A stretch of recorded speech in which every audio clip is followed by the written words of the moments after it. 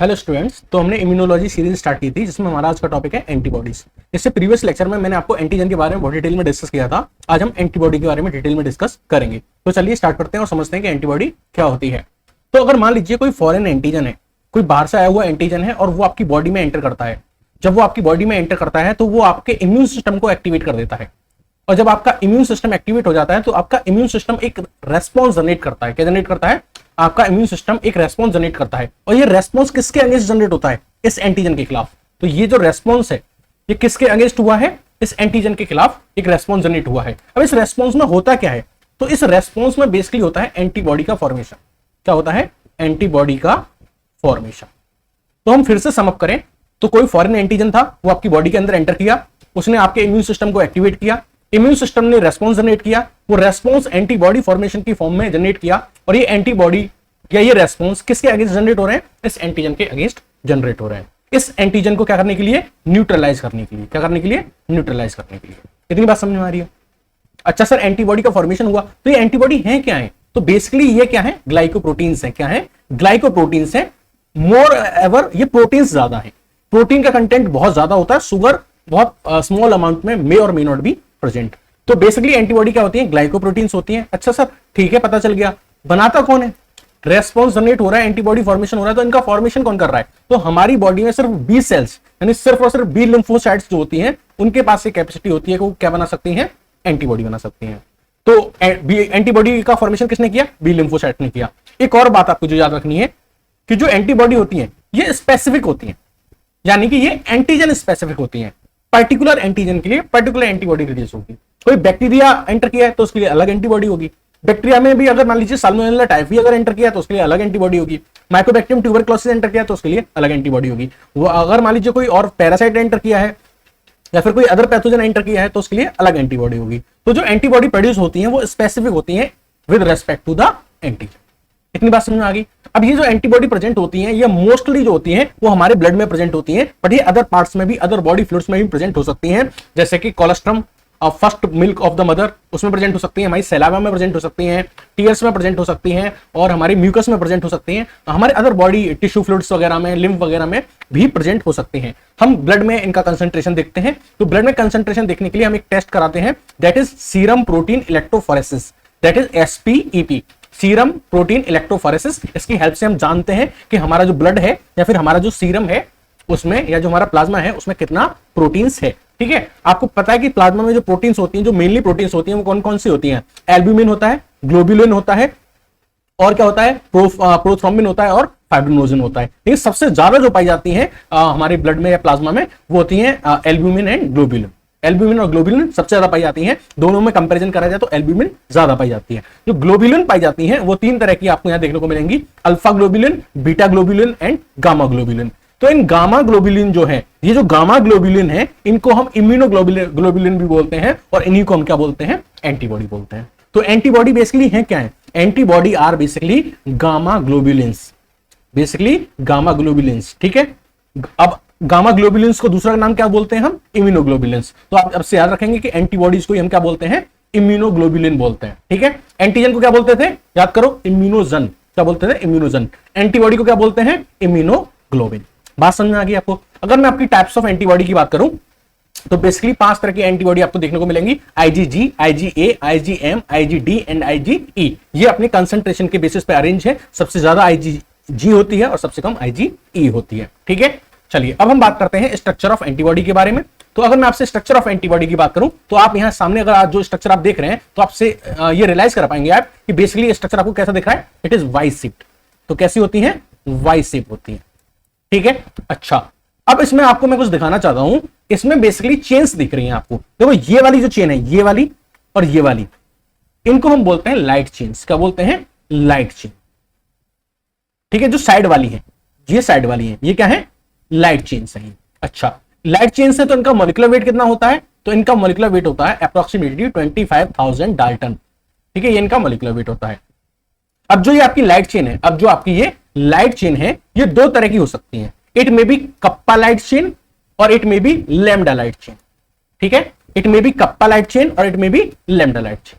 तो ये जो लाइट चेन है, ये जो लाइट चेन है, ये वाली, ये दो तरह की हो सकती हैं। या तो ये कप्पा कप्पा हो सकती हैं, या तो ये लेमडा लेमडा हो सकती है, या फिर ये कप्पा और लेमडा हो सकती है। तो मैंने क्या बताया, ये ऐसा होता है कप्पा कप्पा ऐसा हो सकती है, लेमडा सॉरी ये यहाँ पे क्यों मैं लिख रहा हूँ, इसको यहाँ से हटा देते हैं, इनके बारे में बात कर रहे हैं हम, ये वाली। तो ये कप्पा कप्पा हो सकती है, ये लेमडा लेमडा हो सकती है, या फिर ऐसा होता है कि ये कप्पा हो और ये लेमडा हो। जब दोनों ही सेम होती हैं, जब दोनों ही सेम होती हैं, या तो दोनों लेमडा है या दोनों कप्पा है, तो हम इनको बोलेंगे मोनोक्लोनल एंटीबॉडी। क्या बोलेंगे? Monoclonal antibody. लेकिन दो अगर एक कप्पा है और एक लेमडा है तो हम इसको बोलेंगे पॉलीक्लोनल एंटीबॉडी। बात समझ आ गई? Monoclonal antibody and polyclonal antibody. तो ये तो हमने बात करी लाइट चेन की, इसके बारे में, लाइट चेन के बारे में। अब हम बात करते हैं ये बची हुई दो जो आपको लॉन्ग दिख रही हैं, जो बड़ी वाली है। तो अब जो बड़ी वाली है उनके बारे में बात करते हैं, यानी इनके बारे में। तो इन दोनों को मिला के हम क्या बोलते हैं? These are heavy chains. दोनों ही हैवी चेन्स है, मिला के क्या बोलना है? दोनों ही क्या है? हैवी चेन्स है। इतनी बात समझ में आ गई आपको? अच्छा, कितनी हैवी है? तो इनके मॉलिक्यूलर वेट की बात करें तो इनका जो मॉलिक्यूलर वेट होता है वो होता है अप्रॉक्सीमेटली 50,000 डाल्टन मॉलिक्यूलर वेट उनका होता है। अच्छा, मैंने आपको अभी थोड़ी देर पहले बताए थे ना कि जो एंटीबॉडी के टाइप्स जो होते हैं वो 5 तरह की होती हैं, IgG, AM, DE। तो ये जो 5 टाइप्स है ना, ये किस बेसिस पे डिवाइड किए हैं मैंने? तो इनका जो बेसिस है ना वो ये है हैवी चेन। इन 5 टाइप के अंदर अलग अलग तरह की हैवी चेन देखने को मिलती है। कैसे? अगर ये मान लीजिए IgG है, क्या है? IgG है, तो इसके अंदर जो हैवी चेन होगी, ये जो हैवी चेन होगी ना, ये गामा वाली हैवी चेन होगी। क्या होगी? गामा हैवी चेन होगी। बात समझ में आ रही है आपको? अगर IgG है तो यहां जो हैवी चेन होगी ना वो गामा हैवी चेन होगी। IgA है तो अल्फा हैवी चेन होगी, IgM है तो म्यू हैवी चेन होगी, IgD है तो डेल्टा हैवी चेन होगी, और IgE है तो एप्सिलॉन हैवी चेन होगी। यानी कि जो आपकी टाइप ऑफ एंटीबॉडीज हैं वो किस पर बेस्ड है? ऑन द बेसिस ऑफ कौन सी हैवी चेन प्रेजेंट है। बात समझ में आ गई आपको? हैवी चेन समझ में आ गई। अच्छा, एक हैवी चेन दूसरी हैवी चेन से डाइसल्फाइड बॉन्ड से कनेक्ट है। ये देख रहे हैं आप यहाँ पे डाइसल्फाइड बॉन्ड है ना। दूसरा आप ये देख रहे हैं कि जो आपकी हैवी चेन है ये लाइट चेन से किससे अटैच है? By the disulphide bond. तो चेन्स जो होती हैं चाहे हैवी हैवी हो या हैवी लाइट हो, ये एक दूसरे से अटैच होती हैं by the help of disulphide bond. चलिए, इतना बात समझ में आ गया आपको? अब हम आगे चलते हैं, थोड़ा और डिटेल में बात करते हैं इन चेन्स के बारे में। तो हमने आपको बताया कि 2 चेन्स हैं, हैवी चेन्स और लाइट चेन्स। ठीक है, तो हैवी को मैं एस से डिनोट कर दूं, कोई दिक्कत नहीं ना, और लाइट को मैं एल से डिनोट कर दूं तो कोई दिक्कत नहीं। H for heavy, L for light. Okay, आगे चलते हैं। देखो, ये जो चेन्स होती हैं, इनके पास रीजन होते हैं। इनके पास एक रीजन जो होता है उसको बोलते हैं वेरिएबल रीजन, और एक रीजन इनके पास होता है कांस्टेंट रीजन। यानी कोई भी चेन हो, चाहे वो हैवी चेन हो चाहे वो लाइट चेन हो, इन चेन्स के पास क्या होंगे? रीजन होंगे, वेरिएबल रीजन और कांस्टेंट रीजन। अगर मान लो हैवी चेन है और मैं लिखता हूं VH, तो इसका मतलब क्या होगा? Variable region of heavy chain. अच्छा, ठीक है। अगर मैं लिख देता हूं CH, तो इसका क्या मतलब होगा? Constant region of heavy chain. बात समझ में आ गई? अच्छा, अगर मैं यहां पे लिखूं तो LH, तो इसका मतलब क्या है? सॉरी अब मैं लिखूं VL, यहां पर क्या लिखेंगे? VL। इसका मतलब क्या होगा? Variable region of light chain. अच्छा, अगर मैं लिखूं CL, तो इसका क्या मतलब होगा? Constant region of light chain. तो समझ में आएगी बात? एक बार रिपीट कर देते हैं। H का मतलब होता है हैवी, L का मतलब होता है लाइट। ठीक है, चेन्स जो होती हैं उनके पास 2 रीजन होते हैं, वेरिएबल रीजन और कांस्टेंट रीजन। एक बार मैंने लिखा VH, क्या लिखा? VH यानी कि variable region of heavy chain. एक बार मैंने लिखा CH, इसका मतलब क्या हुआ? Constant region of heavy chain. एक बार मैंने लिखा VL, मतलब variable region of light chain. एक बार मैंने लिखा CL, इसका मतलब constant region of light chain. अच्छा, अब इसको डायग्राम में समझते हैं। तो ये थी आपकी लाइट चेन। मैं आपको यहां दिखाऊं तो ये थी क्या? आपकी लाइट चेन। ये आपकी लाइट चेन है, ये आपकी क्या है? Light chain. अच्छा, इस लाइट चेन के पास भी क्या होंगे? ये लाइट चेन है तो इसके पास भी क्या होंगे? वेरिएबल रीजन और कांस्टेंट रीजन। तो अगर आप यहां देखें तो ये जो लाइट चेन है, इसका जो ये वाला रीजन है, ये वाला इतना रेड वाला, ये है वेरिएबल रीजन। VL मतलब variable region of light chain. अच्छा, उसके नीचे जो रीजन है वो है CL, यानी constant region of light chain. कोई दिक्कत? यहां तक कोई दिक्कत? ठीक है। अच्छा, वैसे यहां पे देखो, ये क्या है? Variable region of light chain, और ये क्या है? Constant region of light chain. Clear है? यहां तक क्लियर है? अच्छा, अब लाइट चेन हमने खत्म कर ली, यानी हमने ये VL CL खत्म कर लिए। अच्छा, अब हम हैवी की तरफ आते हैं। तो हैवी में भी क्या होंगे? वेरिएबल रीजन और कांस्टेंट रीजन। तो ये वाली हैवी है ना, हैवी, तो इसका ये क्या होगा? Variable region of heavy chain. अच्छा, CH मतलब constant region of heavy chain, constant region of heavy chain, constant region of heavy chain, constant region of heavy chain. अच्छा, ये वाली देखो, यहां पे क्या है? Variable region of heavy chain, constant region of heavy chain, constant region of heavy chain, constant region of heavy chain and constant region of heavy chain. देखो variable तो एक ही है, लेकिन कांस्टेंट जो होते हैं वो वरी कर सकते हैं। तो यहां नंबर डाल देते हैं, this is 1, this is 2, this is 3 and this is 4। कोई दिक्कत यहां तक? कोई दिक्कत नहीं ना। चलो, अगर आप देख रहे होंगे कि अगर मैं लाइट चेन की बात करूं, लाइट चेन की बात करूं तो बहुत सिंपल सा फंडा है, एक वेरिएबल एक कांस्टेंट। तो अगर मैं लाइट चेन की बात करूं, यहां देखो, एक लाइट चेन की बात करूं तो लाइट चेन का फंडा सिंपल है, उसके अंदर एक वेरिएबल रीजन होता है, एक कांस्टेंट रीजन होता है। वेरिएबल रीजन ये रहा आगे की तरफ और कांस्टेंट रीजन ये रहा पीछे की तरफ। वेरिएबल रीजन आगे की तरफ, कांस्टेंट रीजन पीछे की तरफ।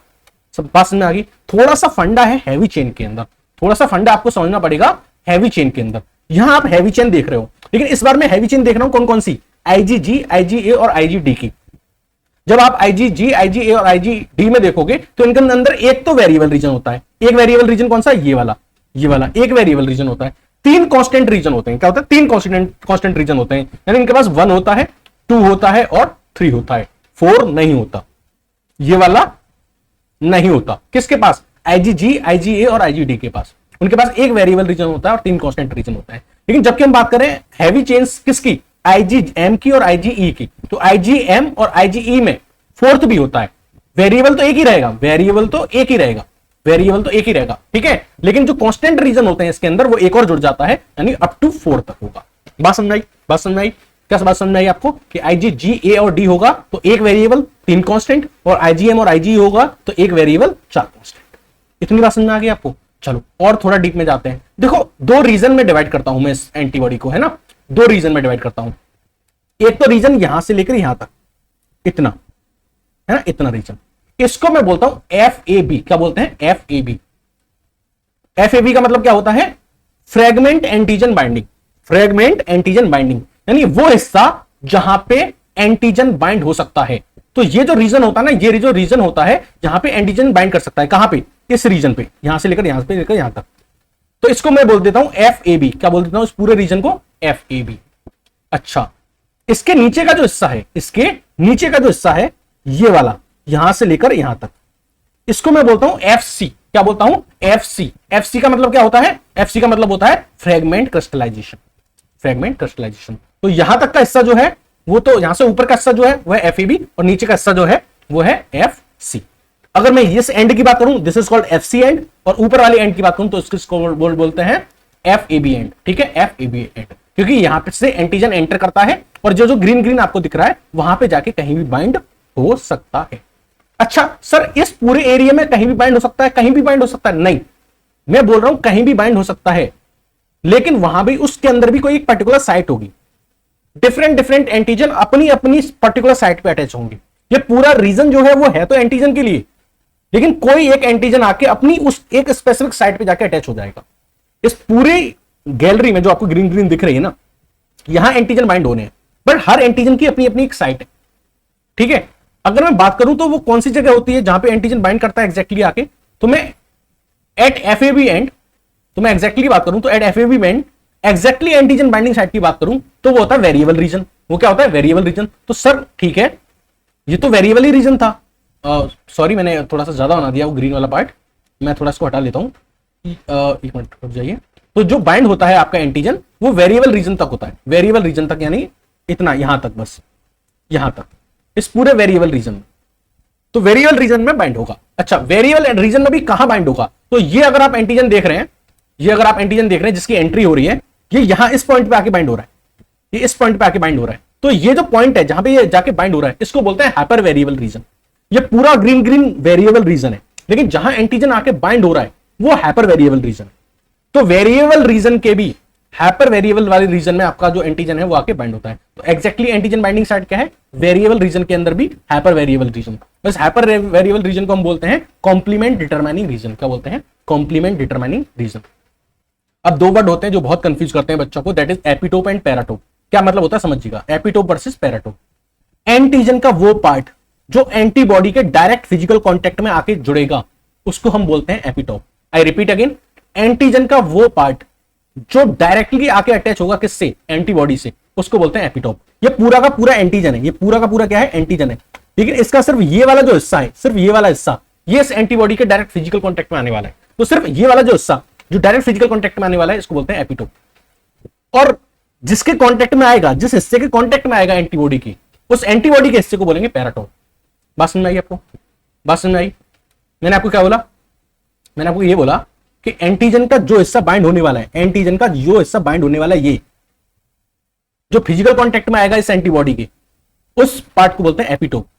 और इस एंटीबॉडी का वो पार्ट, ये वाला जो पार्ट जो इस एंटीजन के डायरेक्ट कांटेक्ट में आने वाला है, उसको बोलते हैं पैराटोप। इसलिए एंटीजन एंटीबॉडी रिएक्शन को आप एपिटोप पैराटोप रिएक्शन भी बोल सकते हैं। इतनी बात समझ में आ गई? चलिए आगे बढ़ते हैं। एक वर्ड और है जो आपको बहुत कंफ्यूज करते हैं, that is affinity versus avidity. क्या मतलब होता है, ध्यान से सुनिएगा। मान लीजिए ये कोई एंटीजन है, ये कोई एंटीजन है और ये हमारी बॉडी में एंटर करता है, ठीक है। और हमारी बॉडी के पास कितनी है? 5 एंटीबॉडी मैंने पढ़ाई है आपको, 5 एंटीबॉडी, ठीक है। GAMDE, ये 5 एंटीबॉडी है। इनको इस एंटीजन से फाइट करनी है, इनको इस एंटीजन से क्या करना है? फाइट करना है। तो फाइट करने की पहली शर्त रखी गई कि आपको सिंगल पॉइंट पे इंटरेक्शन रखना है, यानी एक हाथ से लड़ना है।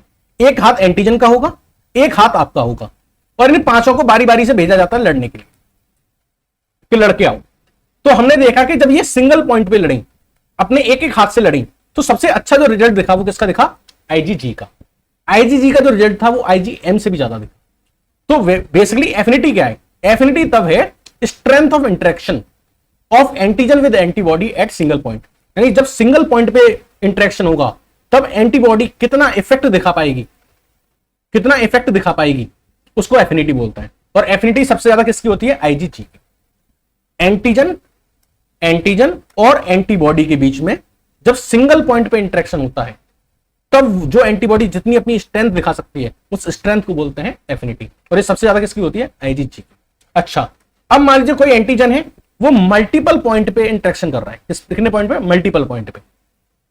और मल्टीपल पॉइंट पे ही इस बार क्या कर रही है? अब एंटीबॉडी भी इंटरेक्शन कर रही है, मल्टीपल पॉइंट पे एंटीबॉडी भी इंटरेक्शन कर रही है। तो जब मल्टीपल पॉइंट पे इंटरेक्शन होता है तब एंटीबॉडी जो इंटरेक्शन शो करती है, जो इफेक्ट दिखाती है, जो स्ट्रेंथ दिखाती है, उसको बोलते हैं एविडिटी। क्या बोलते हैं? एविडिटी। तो अगर एंटीजन एंटीबॉडी इंटरेक्शन है सिंगल पॉइंट पे, किस पे? सिंगल पॉइंट पे, तो हम इसको बोलते हैं एफिनिटी। और जब ये मोर देन 1 पॉइंट पे है तो उसको बोलते हैं एविडिटी। क्या बोलते हैं? एविडिटी। एफिनिटी IgG की ज्यादा होती है और एविडिटी IgM की ज्यादा होती है। इतनी बात समझ में आ गई आपको? इतनी बात समझ में आ गई? तो चलो आगे और डिटेल में जाते हैं। अब हम भयंकर टर्म समझते हैं, आइसोटाइप, एलोटाइप एंड इडियोटाइप। इनके बीच में क्या डिफरेंस होता है? इनमें भी बहुत बच्चे कंफ्यूज रहते हैं। आइसोटाइप, एलोटाइप एंड इडियोटाइप, इनके अंदर क्या डिफरेंस होता है? तो देखो मेरी बात सुनो, मैंने आपको एंटीबॉडी के 5 टाइप बताए थे, ये वाले 5 टाइप। ये 5 टाइप मैंने किस बेसिस पे बताए थे? हैवी चेन के बेसिस पे। कि हैवी चेन में क्या था? डिफरेंस था। हैवी चेन में क्या था? डिफरेंट तरह की हैवी चेन थी। अच्छा, हैवी चेन में डिफरेंस था तो कहां डिफरेंस था? हैवी चेन के भी तो 2 पार्ट हैं, एक वेरिएबल और एक नीचे वाला कांस्टेंट। तो हैवी चेन के कांस्टेंट वाले पार्ट में, कांस्टेंट वाले रीजन में क्या था? डिफरेंस था। उस डिफरेंस के बेसिस पे आपके एंटीबॉडी के 5 टाइप्स थे। इन 5 टाइप्स को हमने क्या बोला? आइसोटाइप्स। आइसोटाइप बेसिकली क्या है? Difference in constant region of heavy chain, यानी हैवी चेन के कांस्टेंट रीजन में जो डिफरेंस है उसके बेसिस पे हमारी ये 5 एंटीबॉडी हैं। इन 5 एंटीबॉडीज को क्या बोलेंगे? आइसोटाइप। अब हम बात करेंगे एलोटाइप्स के बारे में। तो एलोटाइप्स में क्या होता है? तो एलोटाइप्स में भी डिफरेंस होता है। कहां पे होता है? कांस्टेंट रीजन में। किसके कांस्टेंट रीजन में? हैवी चेन के रीजन में, ठीक है। तो अब फिर अंतर क्या हुआ? आइसोटाइप्स में भी तो हमने यही पढ़ा था, difference in the constant region of heavy chain. यहां भी हम यही पढ़ रहे हैं, difference in the constant region of the heavy chain. तो इन दोनों में डिफरेंस क्या है? आइसोटाइप में और एलोटाइप में डिफरेंस क्या है? देखो, जब हम आइसोटाइप की बात करते हैं तो हम ओवरऑल डिफरेंस की बात करते हैं, यानी हैवी चेन के कांस्टेंट रीजन में ओवरऑल डिफरेंस। लेकिन जब हम एलोटाइप की बात करते हैं तो यहां हैवी चेन के कांस्टेंट रीजन में सिर्फ और सिर्फ अमीनो एसिड के डिफरेंस को देखते हैं। तो अगर आप ओवरऑल डिफरेंस को देख रहे हैं तो आइसोटाइप है, और अगर आप सिर्फ और सिर्फ अमीनो एसिड के डिफरेंस को देख रहे हैं at the constant region of heavy chain, तो ये क्या है? एलोटाइप है। आइसोटाइप और एलोटाइप में डिफरेंस क्लियर हो गया। इडियोटाइप तो बहुत ही इजी है और ये बहुत डिफरेंस भी है। कैसे? इडियोटाइप क्या है? Antibody having difference, variation in the variable region of the heavy and light chain. तो in the case of idiotype difference है, क्या है? डिफरेंस है, लेकिन कहां? कांस्टेंट रीजन में नहीं, इस बार कहां? वेरिएबल रीजन में। कहां पे? वेरिएबल रीजन में। और किसके वेरिएबल रीजन में? हैवी चेन और लाइट चेन दोनों के वेरिएबल रीजन में। तीनों क्लियर हो गए। Isotype difference in the constant region of heavy chain, overall difference. Allotype difference in constant region of heavy chain, लेकिन कौन सा डिफरेंस? सिर्फ और सिर्फ अमीनो एसिड का difference. Idiotype difference in the variable region of heavy and light chain. बात समझ में आ गई? इतनी बात समझ में आ गई। चलो आगे बात करते हैं। हमने आपको एक्वायर्ड इम्यूनिटी पढ़ाया था। एक्वायर्ड इम्यूनिटी के बारे में हमने बताया था कि एक्वायर्ड इम्यूनिटी वो इम्यूनिटी है जो किसी भी इंडिविजुअल के अंदर इस एनवायरनमेंट में एक्सपोज होने के बाद डेवलप होती है। कोई बच्चा जो इम्यूनिटी लेके पैदा होता है उसको तो हम बोलते हैं इननेट इम्यूनिटी, लेकिन जो इम्यूनिटी उसके अंदर इस एनवायरनमेंट में आने के बाद डेवलप होती है उसको हम बोलते हैं एक्वायर्ड इम्यूनिटी। कोई भी पैथोजन जब हमारी बॉडी में पहली बार एंटर करता है तो उसके खिलाफ जनरेट होता है प्राइमरी रेस्पॉन्स। जो प्राइमरी रेस्पॉन्स जनरेट होता है उसको जनरेट होने में थोड़ा टाइम लगता है, यानी इसमें थोड़ा लैग फेज आ रहा है, क्योंकि जब कोई एंटीजन आपकी बॉडी में एंटर करेगा तो आपका इम्यून सिस्टम उसको रिकॉग्नाइज करेगा, पहचानेगा कि वो किस टाइप का एंटीजन है, फिर ये रिकॉल करेगा कि इसके खिलाफ कैसे एंटीबॉडी बनानी है, कैसा रेस्पॉन्स जनरेट करना है इसके खिलाफ, इसको न्यूट्रलाइज किया जा सके। इसलिए जब कोई एंटीजन पहली बार एंटर करता है तो उसके खिलाफ जो प्राइमरी इम्यून रेस्पॉन्स होता है वो थोड़ा स्लो होता है, स्लगिश होता है और शॉर्ट लिव्ड होता है। ये जो प्राइमरी इम्यून रेस्पॉन्स है ये जनरेट किया जाता है आईजीएम एंटीबॉडी के द्वारा। इसमें तो जो टाइम लगता है वो थोड़ा ज्यादा लगता है, यानी कि जो लैग फेज है वो थोड़ा लॉन्गर होता है, ये लॉन्गर लैग फेज है, ठीक है। और एंटीबॉडी का फॉर्मेशन भी क्या होता है, कम होता है इन the case of primary immune response. लेकिन जब ये सेम एंटीजन हमारी बॉडी में दूसरी बार एंटर करेगा तो जब सेकेंडरी इम्यून रेस्पॉन्स जनरेट होगा इसके खिलाफ तो वो बहुत रैपिड होगा, क्योंकि इसका इंट्रोडक्शन पहले हो चुका है, इसके बारे में बेसिक जानकारी पहले ले चुकी है। तो जो सेकंड इम्यून रेस्पॉन्स होता है वो रैपिड होता है, पावरफुल होता है और लंबे टाइम के लिए होता है। देखो यहाँ पे जो लैग फेज था तो वो इतना बड़ा था, लेकिन अगर आप वहीं यहाँ सेकेंडरी इम्यून रेस्पॉन्स के केस में देखो तो ये लैग फेज बहुत छोटा सा है। अब बहुत कम टाइम में इस बार रेस्पॉन्स देखो, इतना बड़ा रेस्पॉन्स, इतनी ज्यादा एंटीबॉडी और यहां पे एंटीबॉडी का लेवल देखो इतना। तो सेकेंडरी इम्यून रेस्पॉन्स जो होता है वो पावरफुल होता है, प्रोलॉन्ग होता है, लंबे टाइम के लिए एग्जिस्ट करता है, ठीक है। और इस केस में शॉर्टर लैग फेज रहेगा और एंटीबॉडी की जो कंसंट्रेशन होगी वो क्या होगी, ज्यादा होगी। सेकेंडरी इम्यून रेस्पॉन्स किसके द्वारा दिया जाता है, आईजीजी के द्वारा। तो आपको यही याद रखना है, बहुत इंपॉर्टेंट। ये primary immune response given by the IgM and the secondary immune response is given by the IgG. बात समझ में आ गई आपकी? चलो आगे चलते हैं। अब हम बात करते हैं एंजाइमेटिक क्लीवेज ऑफ एंटीबॉडीज, यानी हम एंटीबॉडीज जो है हमारे पास उनका क्लीवेज कराना चाह रहे हैं with the help of the enzymes, यानी एंजाइम की हेल्प से उनकी कटिंग कराना चाह रहे हैं, क्लीवेज कराना चाह रहे हैं उनका। तो सबसे पहले हमने यूज किया पेप्सिन। तो जब हम पेप्सिन का यूज करते हैं तो पेप्सिन जो ब्रेक डाउन करता है वो करता है कि जो ये डाइसल्फाइड बॉन्ड है ना, इनके नीचे से कट करता है। तो जब इनके नीचे से जब ये कट करेगा तो बेसिकली होता क्या है कि ये पूरा का पूरा जो सेगमेंट था एफएसी वाला, एफएबी वाला, मैंने आपको बताया ना इतने सेगमेंट को एफएबी बोलते हैं और इससे नीचे वाले को एफसी बोलते हैं। तो जब इसने यहां से काटा तो ये जो एफएबी वाला जो पोर्शन है ये पूरा का पूरा एज अ यूनिट बाहर चला जाता है और ये वाला यूनिट जो है वो नीचे रह जाता है। तो basically break below the sulphide bond and FAB portion जो होता है वो पूरा का पूरा इस तरीके से, देखो ये दोनों साथ जाएंगे, ये और ये दोनों साथ जाएंगे, क्योंकि डाइसल्फाइड बॉन्ड से ये बॉन्डेड है। तो ये पूरी एज अ यूनिट जो है सेपरेट आउट होगी इस नीचे वाली पोर्शन से, यानी एफसी पोर्शन से एफएबी पोर्शन सेपरेट हो जाएगा, ठीक है। तो ये तो था पेप्सिन क्लीवेज। अब हम बात करेंगे किसका क्लीवेज, पेपेन क्लीवेज। तो पेपेन के थ्रू अगर हम क्लीवेज कराएंगे तो पेपेन क्या करता है, above the disulphide bond cut करेगा। तो जब एबव द डाइसल्फाइड बॉन्ड अगर कट करेगा तो आपको क्या समझ में आता है कि जब यहां से कट करेगा तो ये वाला एफएबी तो अलग अलग हो जाएगा और ये वाला एफएबी अलग हो जाएगा, यानी ये अलग सेपरेट हो जाएगा, ये अलग सेपरेट हो जाएगा और ये नीचे वाला रीजन ये अलग सेपरेट हो जाएगा। ऐसा ऊपर वाले में नहीं था, ऊपर वाले में यहां डाइसल्फाइड बॉन्ड से अटैच थे इसलिए पूरा एज ए यूनिट जा रहा था, बट यहां क्योंकि above the disulphide bond cut किया है तो ये वाला अलग अलग सेपरेट होगा, ये वाला अलग सेपरेट होगा और नीचे वाले अलग सेपरेट हो जाएंगे। तो आपको यहाँ दो एफएबी पोर्शन देखने को मिलेंगे और एक एफएसी पोर्शन देखने को मिलेगा। लेकिन अगर आप मरकैप्टो इथेनॉल का इस्तेमाल करेंगे तो मरकैप्टो इथेनॉल क्या करती है, जो हमारे बॉन्ड होते हैं ना डाइसल्फाइड बॉन्ड, इनको तोड़ देती है। तो सारी की सारी जो चेन होती हैं, तो सारी की सारी जो चेन्स होती हैं वो क्या होती हैं, सेपरेट हो जाती हैं। लाइट चेन्स कहीं, हैवी चेन कहीं, बिल्कुल एकदम क्या हो जाएंगी, सेपरेट हो जाएंगी, ठीक है। अब हम अपनी इम्यूनोग्लोबिन के बारे में डिटेल में बात करेंगे। तो हमने आपको बताया कि जो हमारी एंटीबॉडी है या जिनको हम इम्यूनोग्लोबिन्स भी बोलते हैं, ये बी लिम्फोसाइट के द्वारा बनाई जाती हैं और ये बेसिकली 5 तरह की होती हैं, ठीक है। आईजीजी, ए, एम, डी, ई, ये हमने इनको इनकी कंसंट्रेशन के बेसिस पे अरेंज कर दिया है। आईजीजी सबसे ज्यादा पाई जाएगी, आईजीई सबसे कम पाई जाएगी। तो इनको ये जो 5 टाइप्स होते हैं मैंने आपको बताया था, ये किस बेसिस पे होते हैं। तो ये 5 टाइप्स जो हैं ये 5 तरह की क्यों हैं, due to the difference in the constant region of heavy chain, ठीक है। उस बेसिस पे यहां पे गामा चेन पाई जाएगी, यहां अल्फा चेन पाई जाएगी, इनके अंदर म्यू चेन पाई जाएगी, है ना, म्यू चेन पाई जाएगी, इनके अंदर डेल्टा चेन पाई जाएगी और इनके अंदर एप्सिलॉन चेन पाई जाएगी, ठीक है। कांस्टेंट रीजन में ऑफ द हैवी चेन। अगर मैं इन 5 एंटीबॉडी की बात करूं तो इसमें से जो आईजीजी, आईजीई और आईजीडी जो है ये मोनोमेरिक फॉर्म में पाए जाते हैं, यानी सिंगल यूनिट की फॉर्म में पाए जाते हैं। लेकिन वहीं मैं अगर आईजीएम की बात करूं तो वो पेंटामेरिक फॉर्म में पाई जाती है, 1 2 3 4 5 5 एंटीबॉडी एक साथ मिलकर रहती है, पेंटामेरिक फॉर्म में पाई जाती है। वहीं IgA की बात करूं तो IgA डायमेरिक फॉर्म में भी पाई जाती है, यानी 2 एक साथ रहेंगे, और कभी कभी मोनोमेरिक फॉर्म में भी पाई जाती है। इन 5 एंटीबॉडी का मैंने एक चार्ट प्रिपेयर किया हुआ है, और जिसमें मैंने सारी चीजें कलेक्ट कर रखी हैं, बहुत ध्यान से समझिएगा, ठीक है। IgG के बारे में बात करें तो ये मोनोमेरिक फॉर्म में पाई जाती है, ये मोस्ट अबंडेंट होती है, 75 to 80% होती हैं, ठीक है। इनके साइज की बात करें तो ये स्मॉलेस्ट एंटीबॉडी होती हैं, और इतनी स्मॉल होती हैं कि ये प्लासेंटा के थ्रू लीक हो जाती हैं और किस में ट्रांसफर हो जाती हैं, फ्रॉम मदर टू फीटस। अगर इनकी वैलेंसी की बात करें तो इनके पास जो वैलेंसी होती है वो होती है 2, यानी ये अपने साथ मैक्सिमम 2 एंटीजन को अपने साथ बाइंड कर सकती हैं। आप ये स्ट्रक्चर देख सकते हैं, इसका वाई शेप होता है, और यहाँ पे 2 एंटीजन बाइंड हो सकते हैं, तो यहाँ पे और एक यहाँ पे, ठीक है। अगर मैं इसके टाइप्स की बात करूं तो बेसिकली 4 टाइप्स की होती हैं, IgG1, G2, G3 and G4। इसमें जो G1 और G3 होता है वो बेस्ट ऑप्शन इनकी तरह वर्क करती हैं। इसका क्या मतलब है, ये आपका कोई एंटीजन है और ये एंटीजन के ऊपर क्या हो रही है, कोटिंग हो रही है, ठीक है। किसकी, IgG1 की और IgG3 की। ये कोटिंग करके क्या कर देते हैं, इसको एक टैग दे देते हैं, जिससे हमारी जो इम्यून सेल्स होती हैं वो इस एंटीजन को इजीली रिकॉग्नाइज कर लेती हैं और इजीली इसको न्यूट्रलाइज कर पाती हैं। वहीं अगर हम बात करें IgG2 की, तो in out of all 4 G1 to G4, G2 जो होता है इसका सबसे कम चांसेस हो सकता है कि ये प्लासेंटा के थ्रू पास हो सके। G4 के बारे में बात करें तो इसका जो रोल रहता है वो रहता है in the fibrosis, in the scar formation. जो फाइब्रोसिस होता है, फाइबर का फॉर्मेशन होता है, उसमें G4 का रोल रहता है। अगर हम IgG के फंक्शन की बात करें तो ये क्या शो करते हैं, सेकेंडरी इम्यून रेस्पॉन्स में रोल रहता है इसका IgG का। मैंने आपको एक्वायर्ड इम्यूनिटी में सेकेंडरी इम्यून रेस्पॉन्स पढ़ाया था कि जब कोई बैक्टीरिया या कोई पैथोजन दूसरी बार बॉडी में एंटर करता है तो उसके खिलाफ जो रेस्पॉन्स जनरेट होता है वो सेकेंडरी इम्यून रेस्पॉन्स होता है, बहुत हाई होता है, बहुत रैपिड होता है, और बहुत ज्यादा एंटीबॉडी बनती है। तो वो बहुत ज्यादा एंटीबॉडी कौन सी बनती है, IgG बनती है।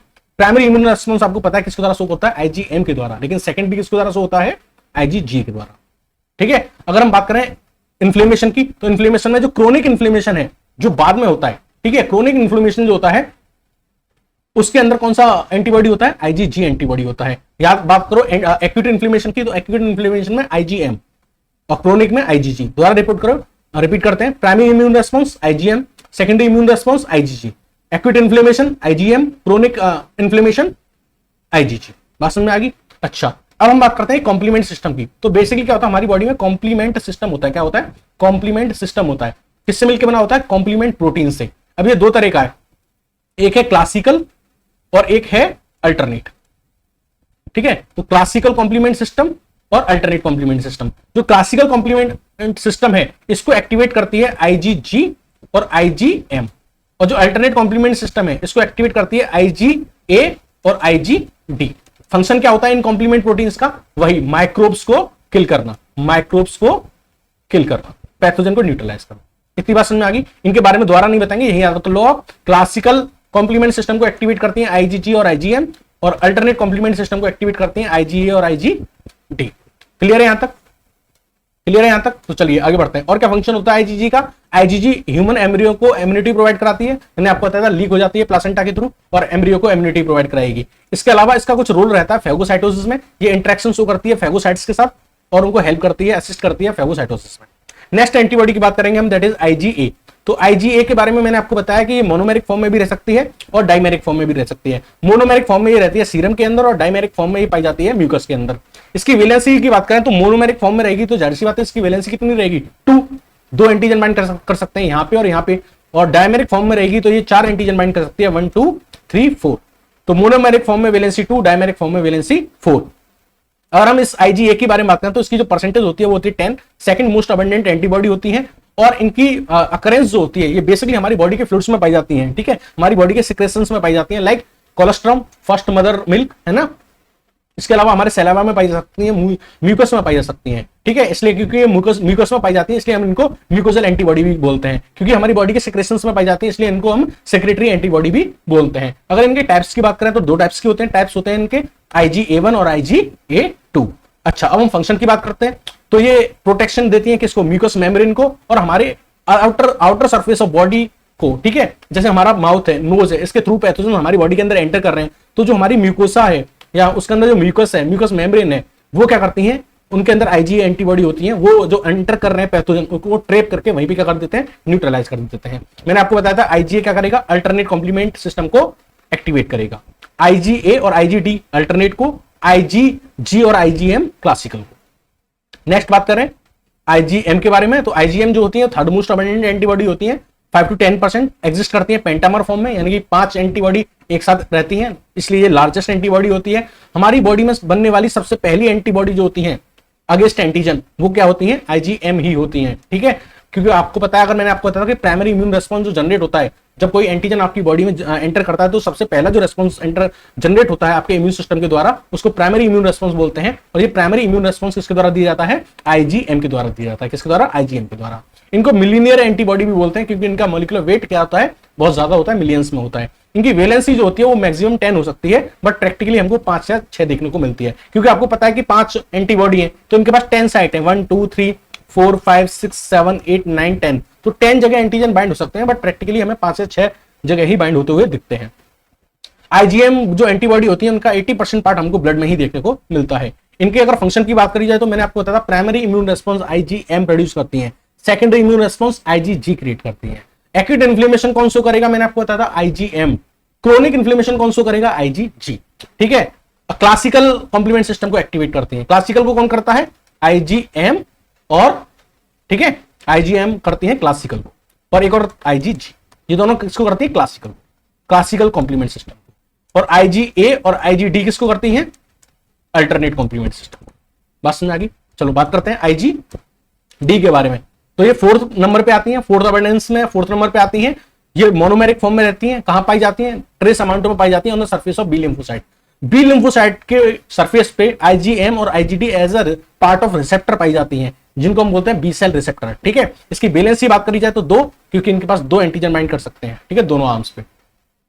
काम क्या होता है? क्योंकि बी सेल के रिसेप्टर, बी सेल के सरफेस पे एज अ रिसेप्टर पाई जा रही है, तो ये एक्टिवेट करती हैं बी लिम्फोसाइट्स को, और क्या करती हैं? अल्टरनेट कॉम्प्लीमेंट सिस्टम को एक्टिवेट करती हैं, IgA एंड IgD, ठीक है। अब हम लास्ट के बारे में बात करते हैं, that is IgE। Least abundant क्या होती है एंटीबॉडी?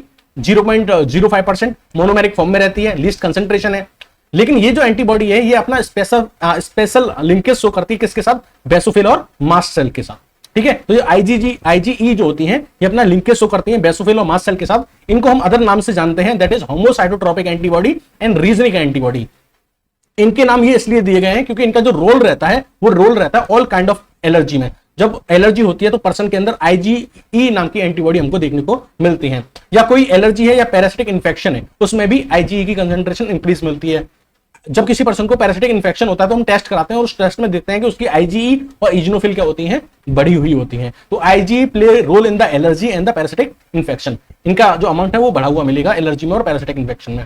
हीट लेवाइल होती है, वैलेंसी 2 होती है, क्योंकि मोनोमेरिक फॉर्म में पाई जाती हैं। काम क्या होता है? ये स्टिमुलेट करती है मास्ट सेल को इन द केस ऑफ एलर्जी, और ये हमको प्रोटेक्शन करती है कहां से? पैरासाइट से। So this was all about the antibody. Video lecture कैसा लगा कमेंट सेक्शन में बताइएगा। Thank you and have a nice day.